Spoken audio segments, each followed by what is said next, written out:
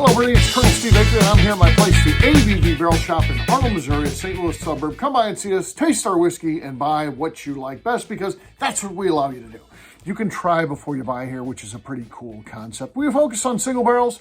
That's primarily what we have, though we do have a couple other things like bottle and bond, and then we get some weird stuff we call oddities, and we've got another rack called favorites, where it's just some of our favorite things. Again, just so we can carry things for customers that come in looking for other things beyond just barrel picks. So we do have a little bit beyond that, so check us out and you'll see what we have going on. Talking today about people that I know in the bourbon industry in terms of the first ones that I ever met.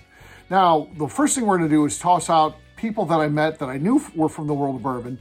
Maybe I'd got an autograph on a bottle, because there were some of those that I got. People like Craig Beam and people where I was customers with, like Adam Stumpf. I certainly knew who Adam and Laura Stumpf were because I had shopped there and I knew they were the owners. But again, not friends. I was a customer of theirs.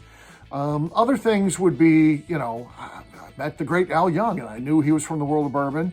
I met Freddie Johnson before I kind of really got into the bourbon media, but none of those count because I didn't know them at the time. I would get to know all of the people that I talked about over time, and they would become part of my bourbon network. And there's certainly people that say I have the most bourbon, the most contacts in the world of bourbon. And I don't know, that might be true. It could possibly be true, in that I've always appreciated craft whiskey. So I have friends from across the U.S. that are into craft whiskey, that make craft whiskey, own distilleries. I've also liked the big brands as well. So, and I know all the people from the big brands in terms of the faces that you know.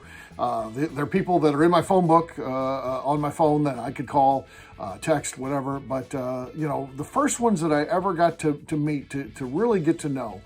And I also want to toss out, I wrote a book called Small Brand America. It was the bourbon edition.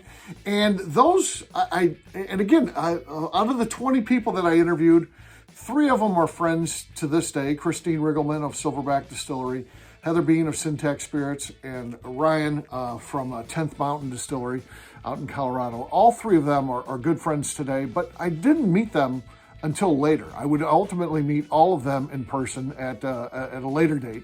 But so the first people that I truly got to meet, and it was 2, and not related to the same company or anything like that, but it was at the same event. So the first 2 people that I ever got to know in the world of bourbon were at a Missouri Bourbon Hall of Fame induction. That's not something that's active today, but back in the day, there's a group here that would do a Hall of Fame. And the first person that I ever got to go in was Trey Zoller of Jefferson's Bourbon. So Trey was inducted into the Missouri Bourbon Hall of Fame. I don't even know how that even happens. Why he would be in the Missouri Bourbon Hall of Fame, I don't know. I didn't have anything to do with that. I was just an attendee at the event. So I go to the event. At this point, I had committed to starting to do a podcast called The Bourbon Show. This is back in 2016. I hadn't recorded an episode yet or anything like that. Was getting ready to record. And I kind of hung around after the event and wanted to talk to Trey and see if he would, talk to me and then come on the show. So, the event goes through. He gets inducted into the Missouri Whiskey Hall of Fame. And as that ends, I approach him and say, hey, I've got a podcast. At that time, podcasts weren't very popular. Now, if they do the same sort of event, there'd probably be 30 people that would approach him after the event and say, could you come on my podcast?